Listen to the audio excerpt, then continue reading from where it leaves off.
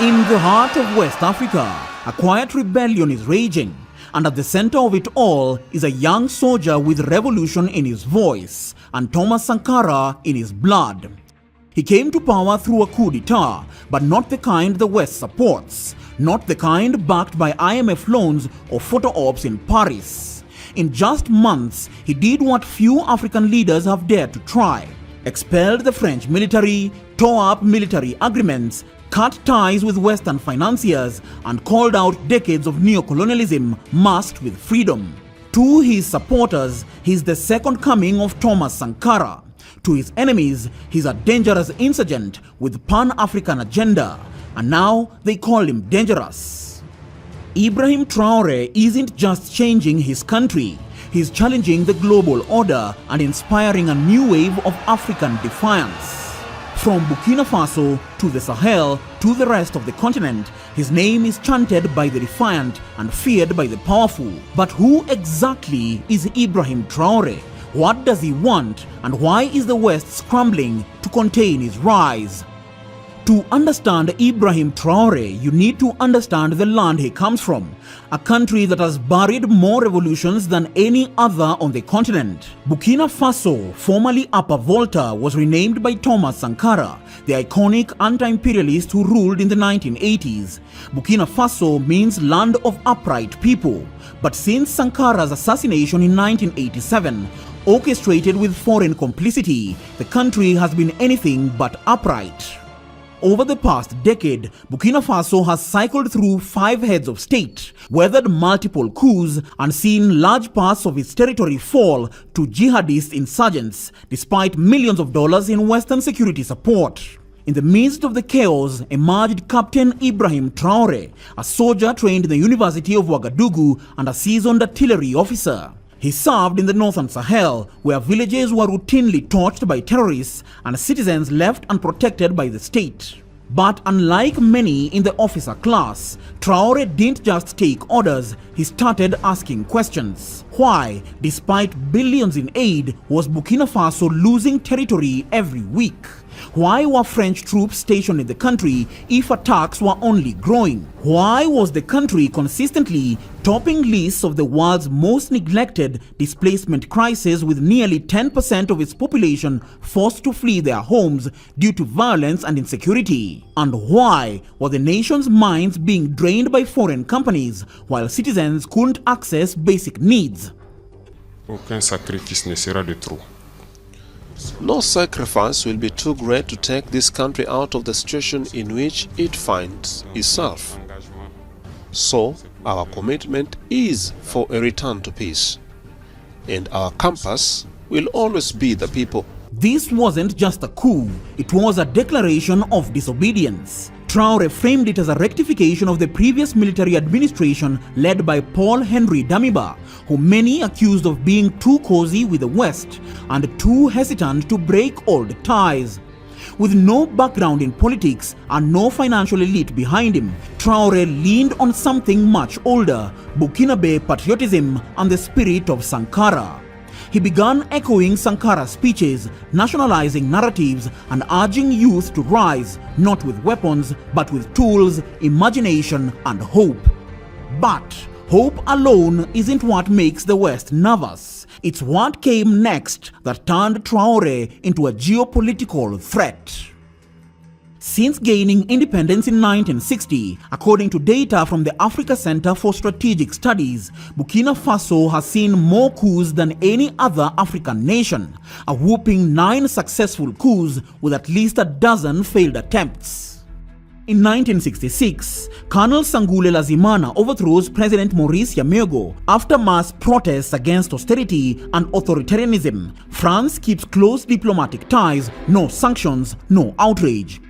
In 1980, Colonel Saye Zabo topples Lamizana in another military coup, another military man, another promise of reform. But the economy stalls and foreign aid becomes the lifeline.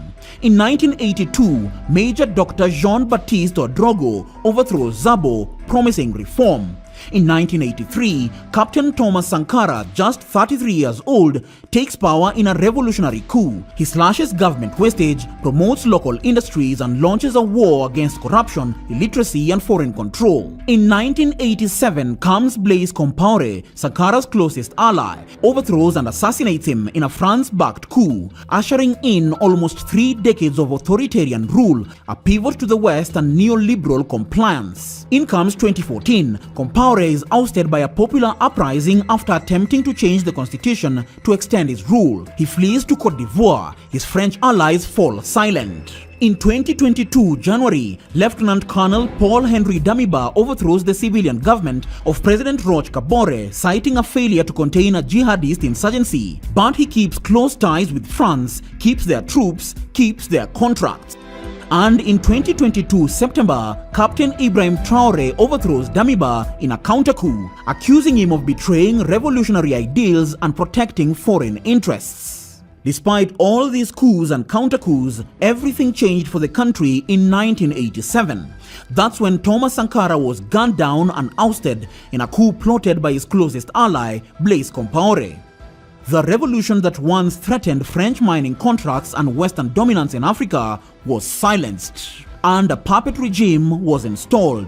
For 27 years, Compaoré ruled with the invincible to the naked eye approval of Western powers. Burkina Faso opened its goldfields to foreign corporations, privatized state industries, and France-Afrique was in full control. Burkina Faso became what scholars called a semi-sovereign state, outwardly independent but internally guided by external levers. Born in 1988, a year after Sankara's assassination, Ibrahim Traoré grew up under the Compaoré government. But unlike many of his generation who fled abroad or retreated into silence, Traoré chose to serve. What shaped him wasn't just military doctrine, but the realities of war in the Sahel. Since 2015, Burkina Faso had faced a violent insurgency led by Al-Qaeda-linked and ISIS-affiliated groups. He served in some of the hardest hit regions, Lorum, Yatenga and Soum, where state authority had collapsed and French forces present in the country under Operation Barkhane rarely intervened directly to protect civilians. He, like Sankara before him, began seeing the war on terror not as a security partnership but as a cover for neo-colonial extraction. He began to question his own side. Something didn't add up. Missions were underfunded despite years of foreign military aid. Intelligence on terrorist movements were often withheld or delayed. French forces in the region seemed more interested in guarding mining corridors than protecting civilians. The contradiction became too loud to ignore. In 2022, while serving under Lieutenant Colonel Damiba transitional government, Traoré grew disillusioned. Damiba had promised a new direction, but had refused to cut ties with France. French troops remained in their borders, agreements stayed secret, and the people's suffering worsened. Traoré listened, and when he marched on the capital in September 2022 with loyalist units, it wasn't just a coup against Damiba, it was a coup against the system. An unknown 35-year-old had just ousted a French-leaning general and declared that Burkina Faso would reclaim its destiny. Fast forward to today, Ibrahim Traoré has openly embraced Sankara's legacy, igniting a revival of Pan-African pride and anti-colonial sentiment in Burkina Faso and beyond. In the colonial playbook, there's an unwritten rule. You can rebel, but only within the lines. Ibrahim Traoré didn't just step outside the lines, he tore the whole page out. Within just 4 months of taking power, he expelled the French military from Burkina Faso, ending Operation Sabre, a counter-terrorism force housed at a base near the Ouagadougou airport. He also terminated a 1961 military agreement that allowed French forces to intervene at will in Burkina's internal affairs, a relic of colonial-era cooperation in quotes, deals still active across francophone Africa. Aucun d'entre eux ne serait aujourd'hui avec un pays souverain si l'armée française ne s'était pas déployée dans cette région. Nous avions une relation sécuritaire. Elle était de deux natures en vérité. Il y a une partie, c'était notre engagement contre le terrorisme depuis 2013. On avait raison. Je crois qu'on a oublié de nous dire merci. C'est pas grave, ça viendra avec le temps. L'ingratitude, je suis bien placé pour le savoir, c'est une maladie non transmissible à l'homme. Et je le dis pour tous les gouvernants africains qui n'ont pas eu le courage vis-à-vis de leurs opinions publiques de le porter, aucun d'entre eux ne serait aujourd'hui avec un pays souverain si l'armée française ne s'était pas déployée dans cette région. Et j'ai une pensée émue pour nos soldats qui, parfois, ont donné leur vie et pendant des années se sont battus. Nous avons bien fait. On est parti parce qu'il y a eu des coups d'État, parce qu'on était là à la demande d'États souverains qui avaient demandé à la France de venir. Translation: the empire just got kicked out. Traoré didn't stop there. He suspended and shut down French state media outlets like Radio France Internationale and France 24, accusing them of broadcasting disinformation and destabilizing narratives. He banned French NGOs involved in what he called intelligence gathering under the mask of development. Burkina Faso produces over 70 tons of gold per year, making it among top 5 largest gold producers in Africa. But more than 90% of that wealth is controlled by foreign companies, mostly Canadian, British, Australian and French. Traoré's administration began auditing all mining contracts, reviewing concessions signed under Compaoré and Kabore, and called out the gold drain that left the country underdeveloped while European stock markets profited. At the same time, Traoré also got plunged in a different kind of war, one waged in newsrooms thousands of miles away. The minute he took power, Western media outlets unleashed a barrage of labels: junta leader, Putin proxy, militant captain, rising threat. But here's what they often left out: that Traoré's rise came after the total collapse of trust in Western-backed governments. Instead of analyzing what brought him to power, they focused on painting him as the latest African strongman. After his government had suspended French media, the Western press responded with outrage. But here's the contradiction. In a country where trust can mean the difference between survival and collapse, information isn't neutral, it's tactical. This is why Burkina's government intensified its crackdown on foreign media with a zero-tolerance policy towards biased reporting. After Human Rights Watch alleged that Burkinabe troops massacred civilians in 2 northern villages in 2024, the government swiftly suspended outlets like the BBC, Voice of America, and Human Rights Watch itself. Authorities also banned The Guardian, Le Monde, TV5 Monde, Deutsche Welle, and several others, accusing them of an orchestrated media campaign to discredit the armed forces. All their websites were blocked until further notice. Yet, Traoré has been gaining local support with citizens, seeing him as a protector from external manipulation and internal chaos. But even think tanks and analysts joined the fray. The Atlantic Council, Brookings Institution and others published op-eds warning of autocracy, foreign influence and regional instability. Yet many of these same institutions receive funding from Western defense contractors and governments with a stake in Sahel geopolitics, raising questions of conflict of interest. Control of information is control of perception, and perception shapes policy. If Traoré is seen as a liberator, he gains international sympathy. If he's painted as rogue, he becomes a justification for sanctions, isolation, or worse. This is why the media war matters. And in this sense, Traoré was already under siege long before a shot was fired.